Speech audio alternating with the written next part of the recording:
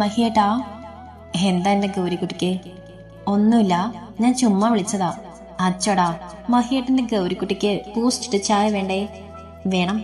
നമുക്ക് കുടിച്ചിട്ട് പോകാം മഹിയേട്ടാ. കുടിക്കാലോ. എന്നിട്ടേ നമ്മൾ വീട്ടിലേക്ക് പോകുന്നുള്ളൂ. ഗൗരി സന്തോഷത്തോടെ സമ്മതിച്ചു. സന്ധ്യയോട് അടുപ്പിച്ചാണ് ഇരുവരും വീട്ടിലെത്തിയത്.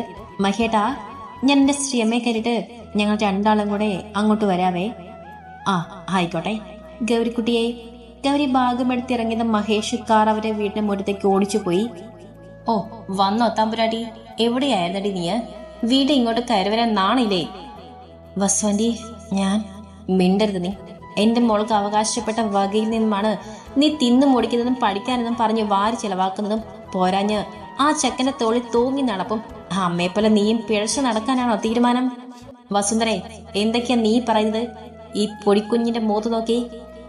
ഞാൻ എന്ത് പറഞ്ഞു? ഇവളെ അമ്മയ്ക്ക് പിഴച്ചുണ്ടായതല്ല, ഏതോ കൊമ്പത്തെ വീട്ടിലേതാണ് തന്നെന്ന് പറയുന്നു. ഈ നാട്ടിൽ ആർക്കെങ്കിലും അറിയോ ഇവളെ അപ്പനാരാണെന്ന്? മതി, നിർത്തിക്കോ. ആ കുഞ്ഞിന്റെ കണ്ണുനീര് വീണാൽ ദൈവം പോലും പൊറുക്കിലടി. പിന്നെ നീ പറഞ്ഞില്ലേ പഠിക്കാൻ ചെലവാക്കുന്നത്? അതവളുടെ കല്ലോ ചോര നീരാക്കി ഉണ്ടാക്കി വെച്ചിരുന്ന പൈസയാണടി.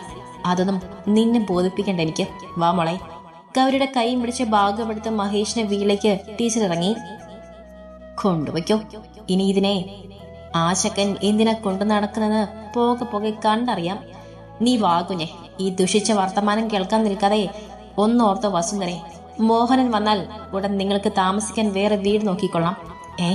അതിന് നിങ്ങൾക്ക് വേറെ മക്കളൊന്നും ഇല്ലല്ലോ. പിന്നെ എന്തിനാ ഞങ്ങൾ പോകുന്നത്? അതോ ഇതിന്റെ അച്ഛൻ എനിക്ക് തന്ന വീട് എന്റെ പൈസയ്ക്ക് കുറച്ചുകൂടെ വലുതാക്കിയത് എന്റെ മനശേഷം മാത്രമേ നിങ്ങൾക്ക് അവകാശമുള്ളൂ. അതുകൊണ്ട് ഞാൻ പറഞ്ഞത് നീ മറക്കണ്ട. മോള് വാ. മരവിച്ചിരുന്ന ഗൗരിയുടെ കൈയും പിടിച്ച് മഹേഷിന്റെ വീട്ടിലേക്ക് നടന്ന ഗൗരിയുടെ ശ്രീയമ്മ. എന്താ മാമി, എന്തിനാ വസു വഴക്കുണ്ടാക്കുന്നത്? എന്താ പ്രശ്നം? അത് കുഞ്ഞിനെ വളരെ മോശമായി പറഞ്ഞു. മഹാദേവ, കേട്ടു നിൽക്കാൻ വയ്യാത്ത വിധത്തിൽ എനിക്ക് ദേഷ്യം വന്നു. ഞാൻ തിരിച്ചു പറഞ്ഞു, എന്താ അമ്മമ്മേ? അത് നിന്നെയും ഗൗരിയും ചേർത്തൊക്കെ പറഞ്ഞപ്പോ എനിക്ക് ദേഷ്യം വന്നു. ഗൗരി ചെന്ന് കുളിച്ച് വേഷമൊക്കെ മാറ്. ഇതാ തോർത്ത്. മഹി കയ്യിലിരുന്ന തോർത്ത് ഗൗരിയുടെ കയ്യിലേക്ക് വെച്ചു കൊടുത്തു. ഗൗരി ഒരു ശക്തി ഇല്ലാത്ത പോലെ വേച്ച് അമ്മയുടെ മുറിയിലേക്ക് കയറിപ്പോയി. അമ്മ ചെന്ന് അവൾക്ക് കുളിച്ചു മാറാനുള്ളതൊക്കെ എടുത്തു കൊടുക്ക്. മഹി മിനിയോട് പറഞ്ഞു. ആ, ഞാൻ എടുത്തു കൊടുക്കാം. മാമി വാ, എന്റെ കുഞ്ഞ് ഒത്തിരി സന്തോഷത്തോടെ വന്നാ എന്നാ മഹി പറഞ്ഞത്. ബാത്റൂമിൽ കയറിയ ഗൗരി പൈപ്പ് തുറന്ന് വിട്ട് വാ വിട്ട് കരഞ്ഞു. ഏറെ നേരം ഗൗരിയെ കാണാതെ ആയതോടെ മിനിക്ക് വെപ്രാളം തോന്നി. ചെന്ന് നോക്കുമ്പോൾ പൈപ്പിന് ചുവട്ടിൽ തറയിലിരിക്കുന്ന ഗൗരിയാണ് കണ്ടത്. മോളെ, എന്തേത്? കുളിക്കാതെ ഇത്രയും സമയം നീ വെള്ളത്തിൽ? പറഞ്ഞിട്ട് മിനി അവളുടെ അടുത്തേക്കിരുന്ന് ആ മുഖം പിടിച്ചുയർത്തി. എന്തിനാ മിനിമ ഞാൻ മാത്രം ഈ ഭൂമിയിൽ മിച്ചായത്? എന്റെ കല്ല് പോയപ്പോ ഞാനും പോയാൽ മതിയായിരുന്നു. എന്റെ കല്ല് നല്ലതാ മിനിമ. എന്റെ കല്ല് പിഴച്ചൊന്നുമല്ല. എന്റെ അമ്മ ചീത്ത അല്ല മിനിമ. ഓരോന്നും പറഞ്ഞ് തന്നെ കെട്ടിപ്പിടിച്ച് നിലവിളിച്ച് കരയുന്ന ആ ചെറിയ പെൺകുട്ടിയെ കെട്ടിപ്പിടിച്ച് കൂടെ കരഞ്ഞു മിനി. ഇതൊക്കെ കേട്ട് പുറത്തുനിന്ന മഹിയുടെ മുഖം ദേഷ്യം കൊണ്ട് വലിഞ്ഞു മുറുകി. അവൻ വെട്ടിത്തിരിഞ്ഞ് തന്റെ മുറിയിലേക്ക് പോയി. മിനി ഗൗരിയെ നിർബന്ധിച്ച് ഉടുപ്പൊക്കെ മാറ്റിച്ച് തറയിൽ തുടപ്പിച്ച് സമാധാനിപ്പിച്ച് ഹാളിലേക്ക് കൊണ്ടുവന്നു. മോൾക്ക് മിനിമ ചോറ് വാരത്തട്ടെ, കൊച്ചിന് ഒത്തിരി ഇഷ്ടമാണെന്ന് പറഞ്ഞുകൊണ്ട് മിനിമ ഉണ്ടല്ലോ കൊഞ്ചത്തിയിലുണ്ടാക്കി. മിനി അമ്മയുടെ കുഞ്ഞ് കുറച്ച് കഴിക്കോ? തന്നെ നോക്കി കൊഞ്ചിച്ച് ചോദിക്കുന്ന അവരെ ഒരു നിമിഷം ഗൗരി നോക്കി. ഒപ്പം വാതിൽക്ക് നിൽക്കുന്ന മഹിയും കസറിലിരിക്കുന്ന ശ്രീയമ്മയും അച്ഛയും ആരെയും നിരാശപ്പെടുത്താതെ ഗൗരി തല കുലുക്കി. മിനി വാരി വായി വെച്ച് കൊടുക്കുന്ന ചോറ് കഴിക്കുമ്പോൾ ഗൗരിയുടെ മുഖം വേദനയുടെ അലറി വിളിക്കുന്നത് മഹിക്ക് മനസ്സിലായി.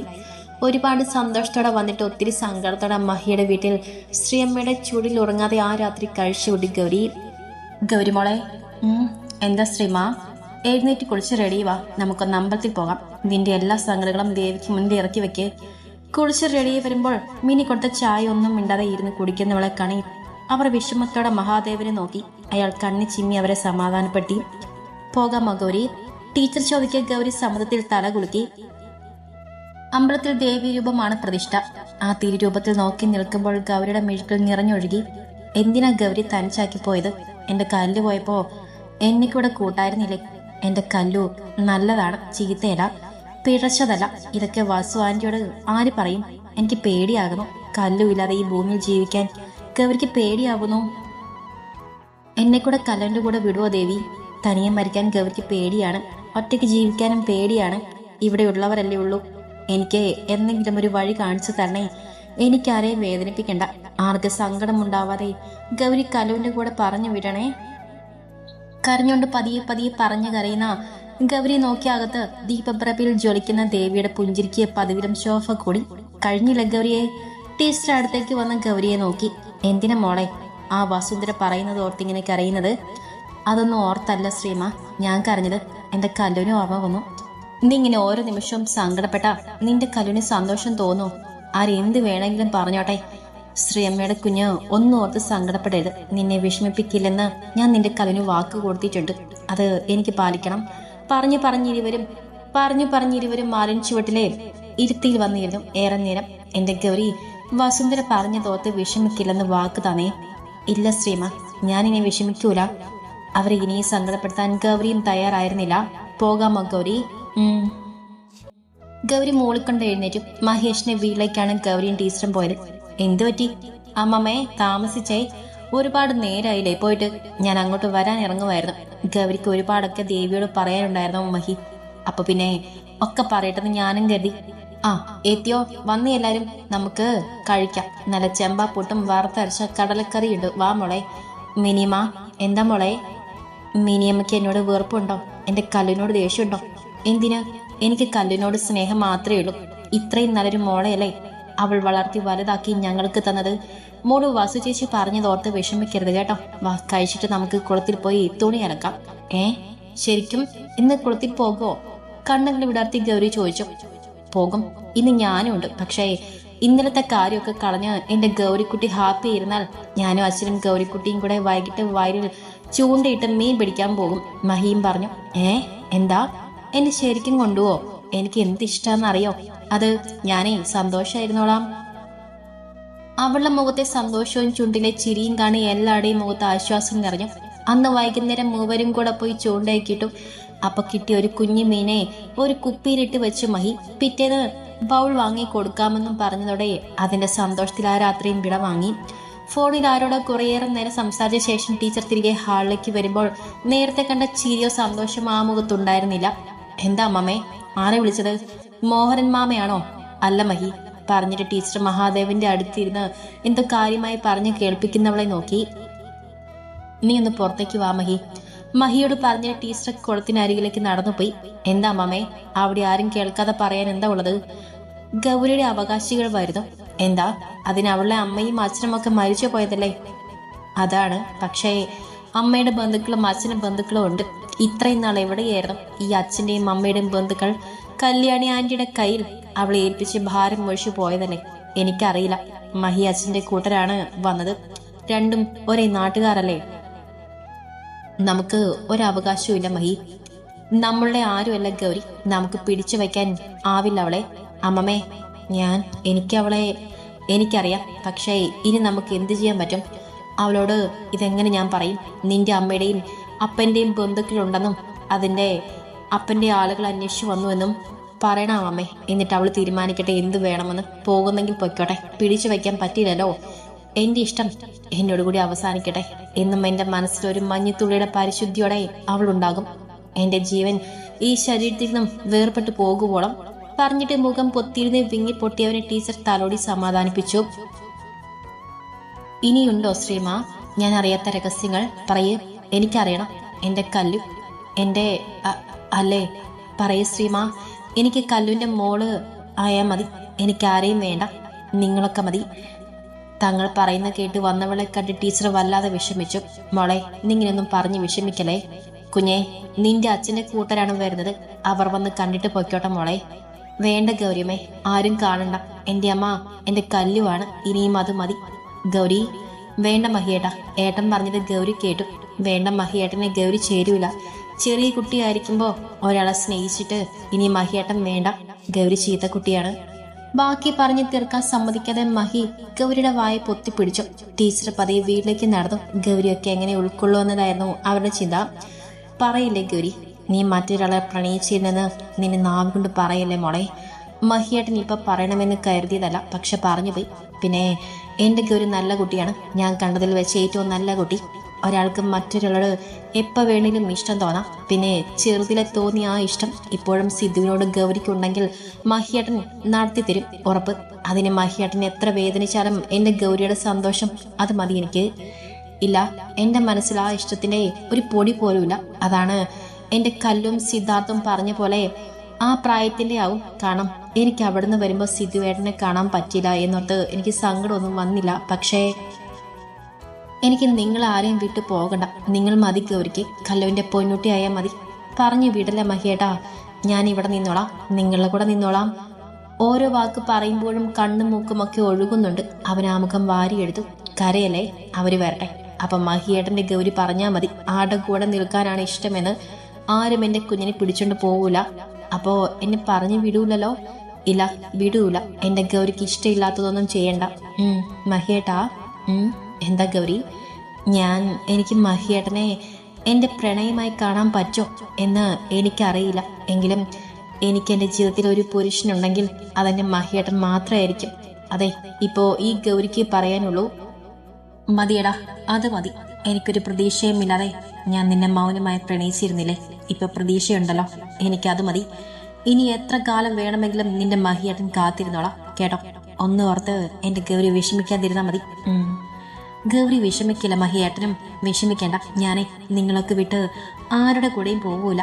മതി, ഇത്രയും മതി. കഴിഞ്ഞ 4 വർഷമായി മൗനമായി പ്രണയിച്ചതല്ലേ, കിട്ടുമെന്നൊരു പ്രതീക്ഷ പോലും ഉണ്ടായിരുന്നില്ല. എന്നാൽ ഇപ്പോ എന്റെ ഗൗരി തന്നെ പറഞ്ഞില്ലേ ശ്രമിക്കാമെന്ന്. അത് മതി, അത് മതി നിന്റെ മഹിയേട്ടനും. അവളുടെ ഇരികയും ചേർത്ത് പിടിച്ചുകൊണ്ട് മഹേഷ് പറയുമ്പോൾ ഗൗരി സങ്കടത്തോടെ അവനെ നോക്കി. എന്താ ഗൗരി, എന്തിനാ നോക്കുന്നത്? ഒന്നുമില്ല, മഹിയേട്ടൻ ഒത്തിരി പാവാണ്, നല്ലതാണ് ഗൗരിയോ. ഗൗരിക്ക് എന്താ കുഴപ്പം? ഒന്നുമില്ല മഹിയേട്ടാ, നമുക്ക് പോകാം. ശ്രീമ പോയോ? എപ്പോഴേ പോയി. മഹിയേട്ടന്റെ ഇഷ്ടം ശ്രീമയ്ക്ക് അറിയുന്ന പോലെ മിനിയമ്മയ്ക്കും അച്ഛനും അറിയോ? അറിയാം. കല്ലുവിനോ? അറിയാമായിരുന്നു. അറിഞ്ഞപ്പോ നിന്നെക്കുറിച്ചുള്ള കാര്യങ്ങളൊക്കെ എന്നോട് പറഞ്ഞിരുന്നു. മഹിയേട്ടൻ എന്നോട് ദേഷ്യമുണ്ടോ? നിനക്ക് എന്ത് തോന്നും? ഉണ്ടെന്നോ ഇല്ലെന്നോ? ഇല്ലെന്ന്. എന്നാ അത് തന്നെയാണ് സത്യവും. പിന്നെ ഒന്ന് സംസാരിക്കാതെ വീട്ടിലേക്ക് ചെന്ന് കയറുമ്പോൾ അച്ഛനും അമ്മയും പ്രതീക്ഷയുടെ മഹേഷിനെ നോക്കി. അവന്റെ മുഖത്തെ തെളിച്ചത്തിൽ തന്നെ പ്രതീക്ഷയ്ക്ക് വാക്കിയുണ്ടെന്ന് അവർക്ക് മനസ്സിലായിരുന്നു. ഗൗരിക്കുട്ടിക്ക് മിനിയമ്മ എന്താ ഉണ്ടാക്കി വെച്ചെന്ന് കണ്ടോ? എന്താ? ആകാംക്ഷയുടെ ഗൗരി മിനിയോട് ചോദിച്ചു. വന്ന് നോക്ക്. അയ്യോ, എനിക്കിത് ഇഷ്ടമാണെന്ന് ആരാ പറഞ്ഞേ?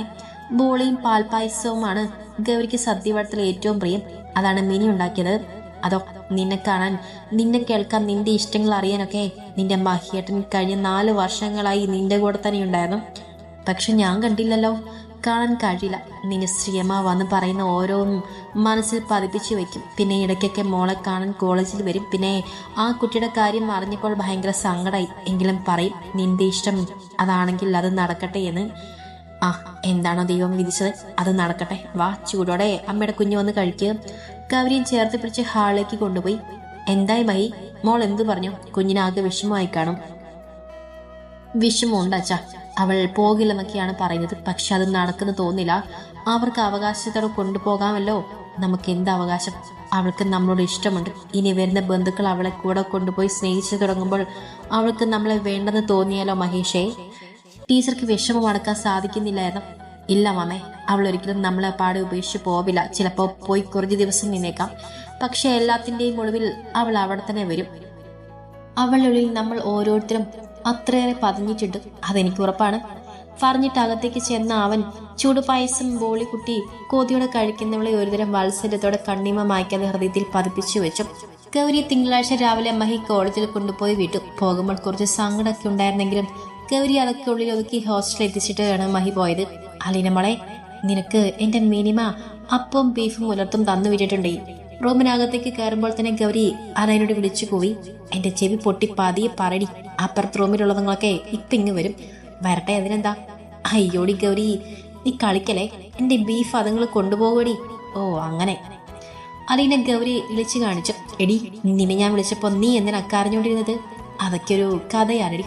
ഇതുവരെ ഒരമ്മയും ഞാനും മാത്രമുള്ളൊരു ലോകം. പിന്നെ വല്ലപ്പോഴും വരുന്ന എന്റെ ശ്രീയമ്മയും. എനിക്കിപ്പോ അച്ഛന്റെയും അമ്മയുടെയും ബന്ധുക്കളുണ്ടെന്നും അതിൽ അച്ഛന്റെ ബന്ധുക്കൾ അന്വേഷിച്ചു വന്നെന്നും ഉടനെ എന്നെ കാണാൻ വരുമെന്ന്. അത് കേട്ടപ്പോ നിനക്ക് എന്ത് തോന്നി?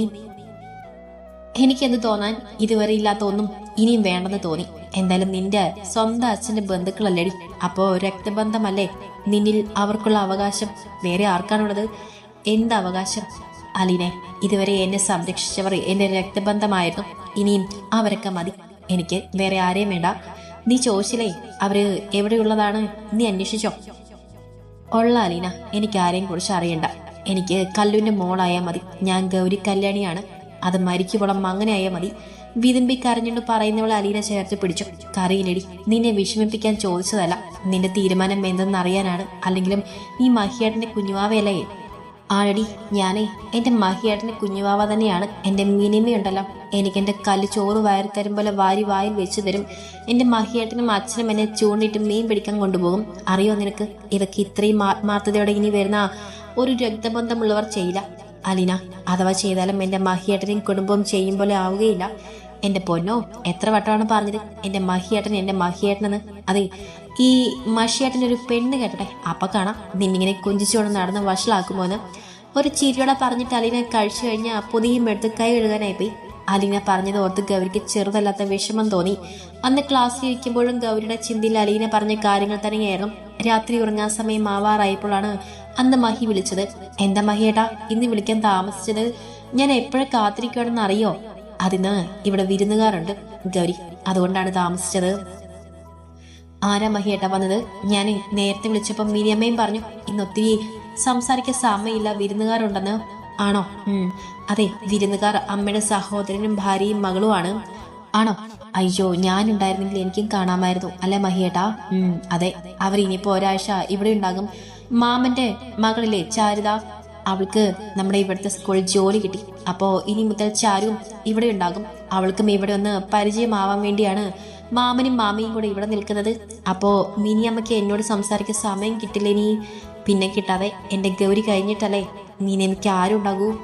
അത് പോട്ടെ, എന്റെ കുഞ്ഞിനെ വിശേഷങ്ങൾ പറയുക കേൾക്കട്ടെ. ഇന്നുണ്ടല്ലോ മഹിയേട്ടാ, അറിഞ്ഞ പറയുവല്ലേ. ആരാ ഏട്ടാ ഫോണിൽ? സമയം ഇത്രയും ആയില്ലേ? നാളെ ബാങ്കിൽ പോകേണ്ടതല്ലേ? എന്തിനു ഉറക്കം കളയുന്നേ? മുറ്റത്തുനിന്ന് എഴുന്നേറ്റ് വന്നേ. മറ്റാരോ മഹിയോട് പറയുന്ന കേൾക്കെ ഗൗരി ഫോൺ കുറച്ച് ചെവിട് ചേർത്ത് പിടിച്ചു. ആ ഗൗരി, മഹിയേട്ടൻ നാളെ വിളിക്കാട്ടോ, ഇപ്പൊ പോയി കിടന്നോ. മഹിയേട്ടാ ഒരു... അപ്പോഴേക്കും അവിടെ കോൾ കട്ടായിരുന്നു. ഗൗരിയുടെ കണ്ണുകൾ നേറി സങ്കടം നെഞ്ചിൽ ഇരുന്ന് ഞെരിഞ്ഞു. ശാരദ ചേച്ചിയാവും സംസാരിച്ചത്. എന്നാലും എനിക്ക് പറയാനുള്ളതൊന്ന് കേൾക്കാമായിരുന്നു. ഫോൺ മാറ്റിവെച്ച് ബെഡിലേക്ക് കിടന്നു ഗൗരി. ഇനിയും മഹി വിളിച്ചാലോ എന്ന് കരുതി കുറെ നേരം ഫോണിൽ തന്നെ നോക്കി കിടന്നെങ്കിലും എപ്പോഴും ഉറങ്ങിപ്പോയി. രാവിലെ ഉണർന്നിട്ടും എഴുന്നേൽക്കാതെ മടി പിടിച്ച് കിടന്നു ഗൗരി. ഡി, എന്തെങ്കിലും കോളേജ് വരുന്നില്ല നീ? വരുന്നുണ്ട്. പിന്നെ എന്തിനാ ഈ മടി പിടിച്ച് കിടക്കുന്നത്? എഴുന്നേറ്റ് റെഡിയാവ്. മൂളിക്കൊണ്ട് ഗൗരി ബാത്റൂമിലേക്ക് പോയി. അന്നും ഗൗരിയുടെ മഹി സംസാരിച്ചു തുടങ്ങിയപ്പോൾ തന്നെ ശാരദയും അമ്മയും കൂടെ മഹിക്ക് അടുത്ത് വന്നതിനാൽ അന്നും കാര്യമായി സംസാരിക്കാൻ ഗൗരിക്കോ മഹിക്കോ കഴിഞ്ഞില്ല. അന്ന് ഉറക്കമില്ലാത്ത രാത്രിയായിരുന്നു ഗൗരിക്ക്. ദിവസങ്ങൾ പതിയെ കൊഴിഞ്ഞു വീണു. ഒന്നിനും സമയമില്ലാതെ മിനി ഗൗരി വിളിക്കുന്നത് നന്നെ കുറവായി. അതുപോലെ മഹി വീട്ടിൽ വെച്ച് ഗൗരി വിളിക്കാൻ ഫോൺ എപ്പോ കയ്യിലെടുത്താലും അപ്പം മാമനും മാമിയും ശാരദയും നോക്കിയിരുന്ന പോലെ വരും. ഇതൊക്കെ എല്ലാവരെയും ഒരുപോലെ വിഷമിപ്പിച്ചുവെങ്കിലും ഗൗരി ഒഴികെ ആരും കാര്യമായി എടുത്തില്ല. ഇന്ന് വെള്ളിയാഴ്ചയല്ല ഗൗരി, നിന്റെ മഹിയേട്ടൻ നിന്നെ വിളിക്കാൻ വരില്ലേ? ഇപ്പൊ വലിയ പിളിയൊന്നും ഇല്ലല്ലോ, ട്രെയിനിങ് കഴിഞ്ഞു. എത്തിയില്ലടി? അത് വരും, ഇന്ന് വരും. നീ ഇപ്പൊ പോകും അലീന? ഞാൻ ഉച്ചയ്ക്ക് പോകും. പത്തനംതിട്ടയിലാണ് പോകുന്നത്. അമ്മയുടെ സഹോദരന്റെ ഓർമ്മ ദിവസമാണ്, ഞാൻ പറഞ്ഞിരുന്നില്ലേ? ആ ഓർമ്മയുണ്ട്. എന്നാ നീ പോയിട്ട് വാ, ഞാൻ വൈകിട്ട് പോകും. അന്ന് മഹി വരുമെന്ന് യാതൊരു ഉറപ്പുമില്ലാതെ ഗൗരി പറഞ്ഞു. ഉച്ചയ്ക്ക് ഗൗരിയും അലീനയും ഒന്നിച്ചാണ് ഹോസ്റ്റലിലെത്തിയത്. മെസ്സിൽ ചെന്ന് ഭക്ഷണം കഴിക്കാൻ ഇരിക്കുമ്പോഴാണ് അലീന ഗൗരിയെ കൂടുതൽ ശ്രദ്ധിച്ചത്. ആകെ ക്ഷീണിച്ച പോലെ. എടി ഗൗരി, നീ എന്തിനെങ്ങനെ വിഷമിക്കുന്നത്? നിന്റെ മഹിയേട്ടൻ ജോലി ആവശ്യമായല്ലേ പോയത്, അതിനെ വിഷമിക്കലടി. ഏയ് ഇല്ലടി, വിഷമമൊന്നുമില്ല. എനിക്കെന്തോ വിശപ്പില്ലടി, അതുകൊണ്ടാ. അലീന ഒന്ന് മൂളിയ ശേഷം വേഗം കഴിച്ച് എഴുന്നേറ്റു. പിന്നെ ഗൗരി ക്ലാസ്സിലേക്കും അലീന വീട്ടിലേക്കും പോയി. അവളെ വിളിക്കാൻ ഡ്രൈവർ കാറുമായി വരും. വൈകിട്ട് ക്ലാസ് വിട്ട് വരുമ്പോൾ മഹി വരുമെന്ന് യാതൊരു പ്രതീക്ഷയില്ലെങ്കിലും ഗൗരി എല്ലാം വാരി ബാഗിൽ നിറച്ച് പുറത്തു വന്ന് കാത്തുനിന്നു. ഗൗരി ഞെട്ടി കണ്ണു തുറന്നു നോക്കി. തൊട്ടടുത്ത മഹിയേട്ടൻ. ഗൗരി പിടഞ്ഞെഴുന്നേറ്റ് മഹിയെ കെട്ടിപ്പിടിച്ചു. മഹിയേട്ടാ, ഞാൻ വിചാരിച്ചു വരില്ലെന്ന്. അതെന്താ, സമയമാകുന്നല്ലേ ഉള്ളൂ? ഞാൻ നേരത്തെയാണ്, നമുക്ക് പോവാം. മഹി അവളെ നെഞ്ചോട് ചേർത്ത് ചോദിച്ചു. ജീവൻ തിരികെ കിട്ടിയ ഒരു സന്തോഷവും ആശ്വാസവും തോന്നി ഗൗരിക്ക്. ആ സമാധാനത്തോടെ ഗൗരി മഹിക്കൊപ്പം കാറിൽ കയറി. വീട്ടിലെത്തുമ്പോൾ സന്ധ്യയായിരുന്നു. പുറത്തു തന്നെ എസ്ട്രിയമ്മയും മിനിയമ്മയും അച്ഛയും ഉണ്ടായിരുന്നു. അച്ഛൻ്റെ അടുത്ത് ഒരു സ്ത്രീയും പുരുഷനും കൂടെ ഒരു പെൺകുട്ടി, അത് മിനിയമ്മയുടെ ബന്ധുക്കളാണെന്ന് ഗൗരിക്ക് മനസ്സിലായി. കാറിൽ നിന്നും ഇറങ്ങി ഓടി ശ്രീയമ്മയ്ക്ക് അരികിലെത്തി. ശ്രീയമ്മയ്ക്ക് വയ്യേ, ആകെ ക്ഷീണിച്ചല്ലോ. എന്ത് പറ്റി ശ്രീമയെ? ശ്രീമ പെട്ടെന്ന് വയസ്സായതുപോലെ ആകെ ഒരു ക്ഷീണം. അത് കണ്ടിട്ടാണ് ഗൗരി ചോദിച്ചത്. ഒന്നുമില്ല കുഞ്ഞെ, എനിക്ക് മോള് വാ, നമുക്ക് വീട്ടിൽ പോകാം. ഞാൻ മിനിയമ്മയുടെ അടുത്ത് പോയിട്ട് വരാം. പോയിട്ട് വാ പറഞ്ഞിട്ട് ടീച്ചർ തന്റെ വീട്ടിലേക്ക് കയറിപ്പോയി. മിനിമ, അച്ഛാ, എന്താ ശ്രീമയ്ക്ക് പറ്റിയത്? വയ്യണ്ടായോ? അറിയില്ല മോളെ, 2 ദിവസമായി ഇങ്ങോട്ട് വരുന്നുമില്ല.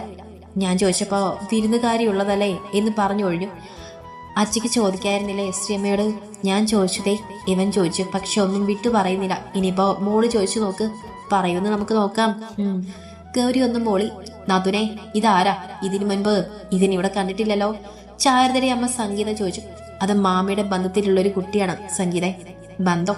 ഇതുവരെ ഇങ്ങനൊരു ബന്ധം ചിറ്റയ്ക്കുള്ളതായി ഞങ്ങൾക്ക് അറിയില്ലല്ലോ. അളിയ, ശരിക്കും ഈ കുട്ടിയുടെ വീട് എവിടെയാണ്?